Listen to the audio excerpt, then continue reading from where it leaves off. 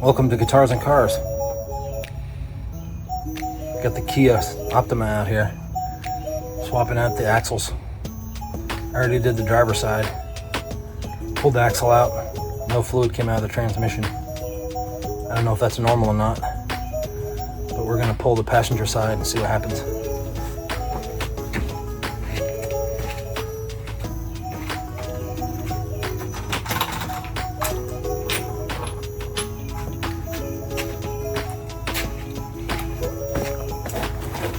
Sorry I don't have my microphone on, so you might not be able to hear me, but just imagine you can hear what I'm saying.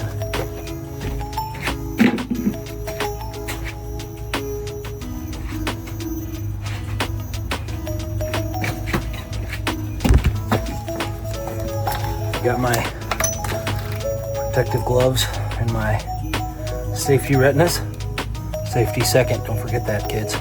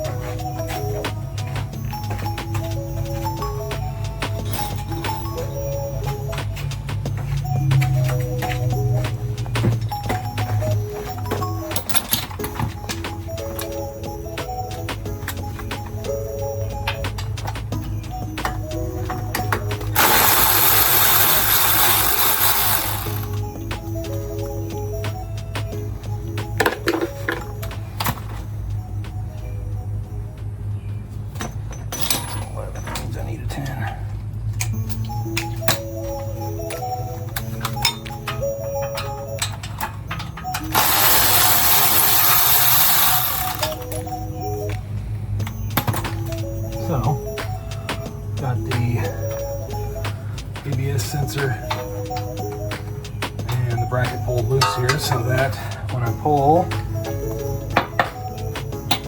bolts out of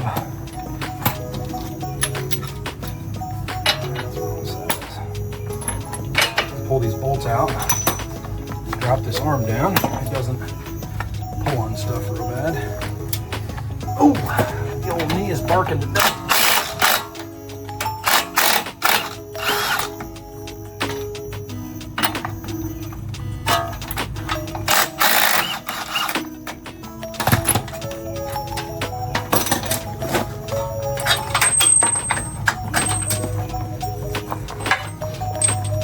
As you can see, that's all it takes. And the axle is free. So, roughly 5 minutes of work and your axle's ready to come out. The other side popped out real easy. We'll see if this one does the same thing or not.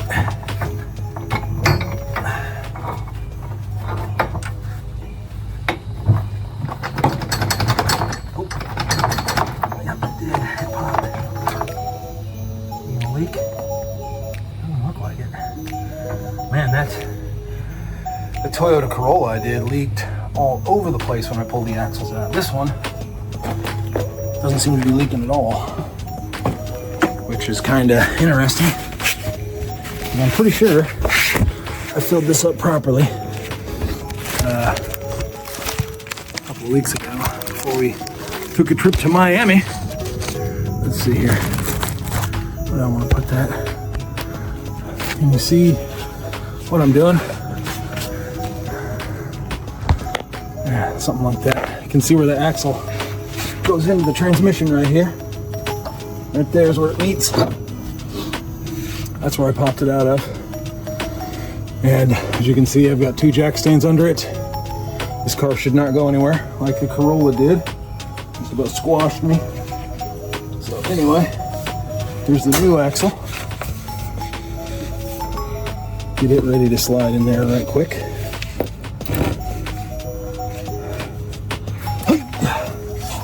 This axle looks okay actually, but the other side was the one I think that had the most problem. It split and was shooting grease all over the place. But that one doesn't look too bad. We're going to replace it anyway because we're here.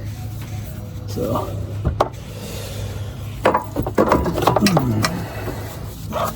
if you can see kind of where it's going, it just slides right in the slot. Probably going to have to use some force to get it to go.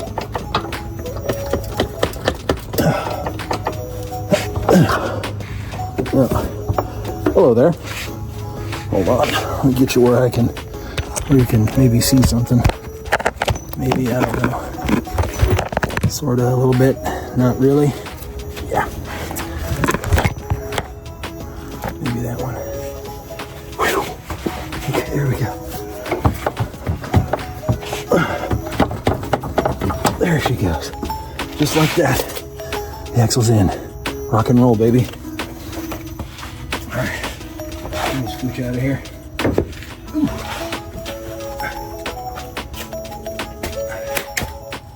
Alright, so yeah. Here's the old axle. Really doesn't look bad. I might save that one for a rainy day, just in case. The guy never knows when he might need a spare CV axle. But I am going to go ahead and check the transmission fluid level while I'm dinking around here, because like I said, usually when you do this, you lose transmission fluid. So why we didn't, I'm not totally sure. It's designed that way or for low, one of the two. But anyway,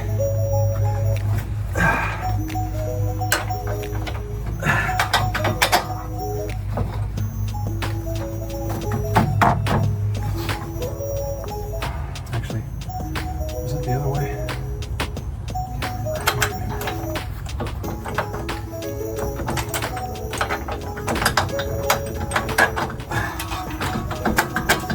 Swing it around. Might have been the other way. Probably. There we go. So this is, as you can see, this is a fairly simple process. Hardest part is just getting the right tools gathered up, getting the car up off the ground safely so it doesn't drop on your head. And just knowing where to twist and why. That's really the main object you got to overcome here. And you know, this is a 2017 Kia Optima, so you know, they're going to be similar from year to year, but I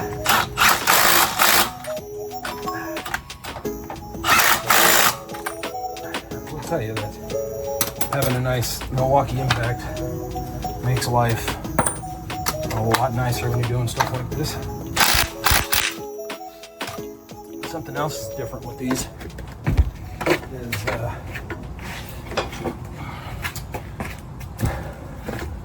they don't use cotter keys on these. They have a slot on the end of the threaded part, and you just put a big divot in it when you install it.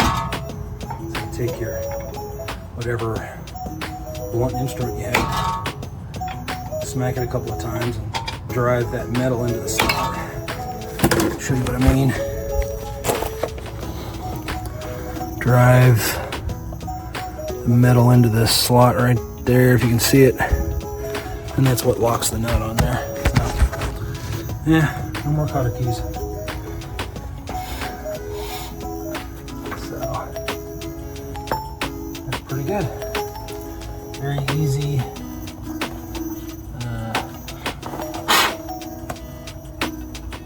Simple swap, really. I thought I was going to get doused in transmission fluid again like I did on the Toyota Corolla a couple weeks ago. That thing was like, just had fluid everywhere because my oil pan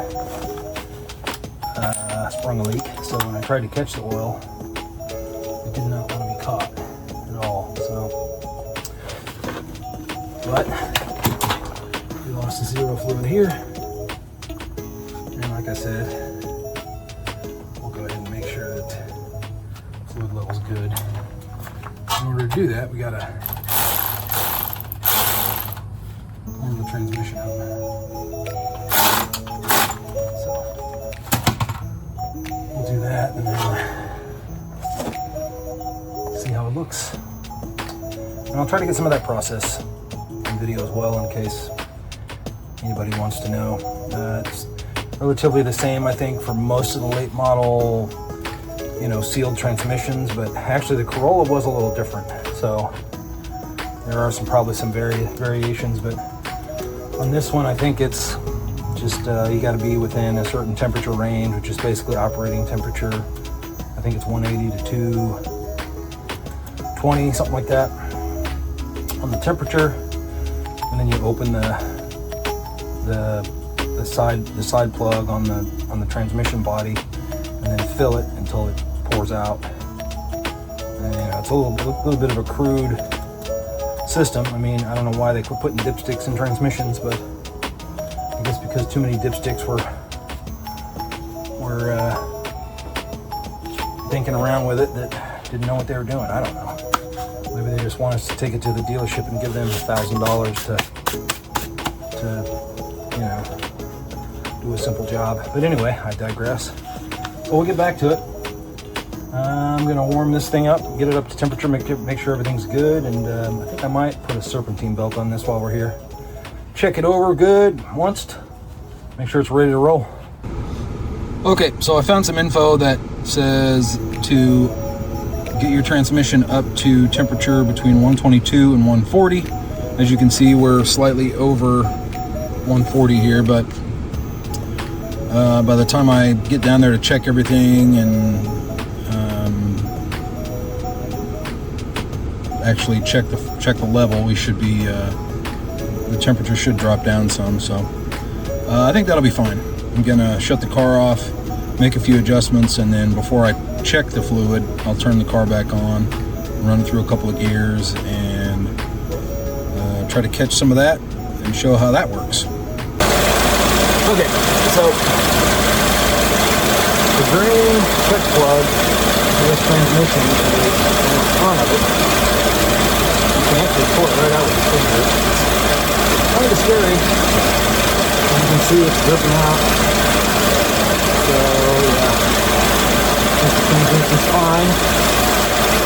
So that's pretty simple. If it wasn't running out, I would have to add some, but it's running out, and the car's level. It's pretty much at temperature, slightly over, but not by a lot. So this car's good. I'll probably drain and refill the transmission again in another 60,000 miles or so. Just continue with oil changes and regular maintenance. Should be good to go.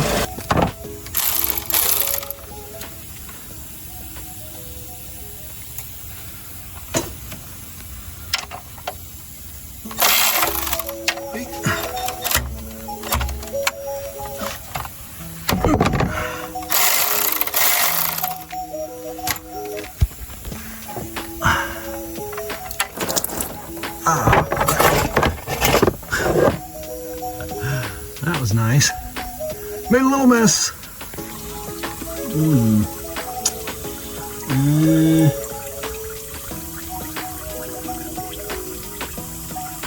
That serpentine belt's fine.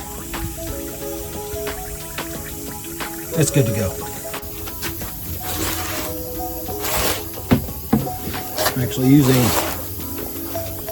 530 out of a box. And I'm going to dump it into this jug. I don't like pouring out of a box.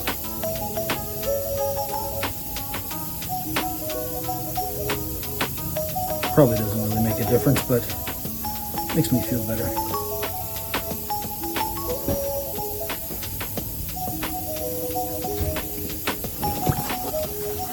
Okay, so we're down to a slow drip here. I'm gonna go ahead and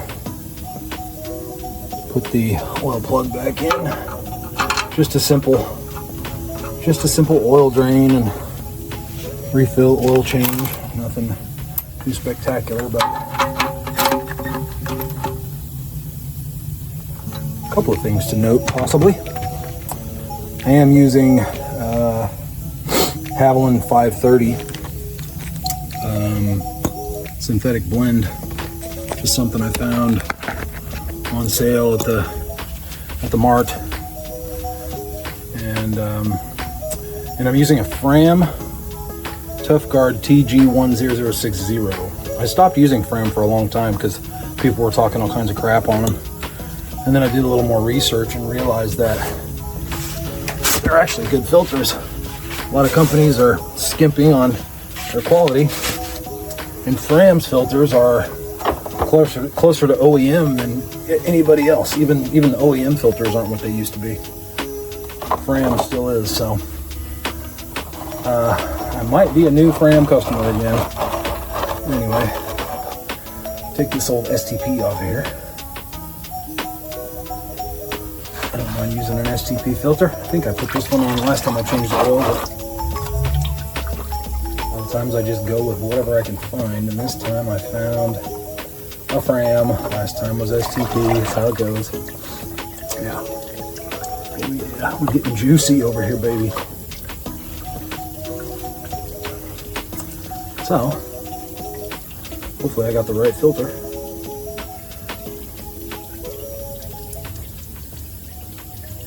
You know how the cross-reference stuff goes. Which filter fits? And it looks like it fits, but actually no, it doesn't. I think I got the wrong filter, dude. Wow, that does not look right at all. Oh, that sucks. Oh, wow. Wrong filter. The right filter. We're back. Made a little stop at the store.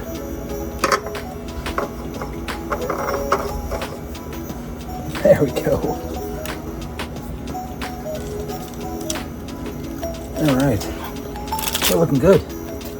Now, all we have to do is fill it back up, and we're good to go. We got new axles. Check the trans fluid. Did an oil change, and don't believe we need to do the serpentine belt. Like I said, it's fine. That belt's fine. I think we'll be all right. So, all right. So, moral of the story is, do your own maintenance, because it's a lot of fun and you can get dirty and impress your wife and your girlfriend. So, thanks for watching. Don't forget to hit that like and subscribe button so you can catch all my wild and wacky videos. Who knows what I might do next? Who knows? I might just toss a bag of hammers down a flight of stairs, and I don't know. You just never know these days. So, like I said, thanks for watching. I appreciate y'all. Come back next time, and we'll see you then. Bye-bye.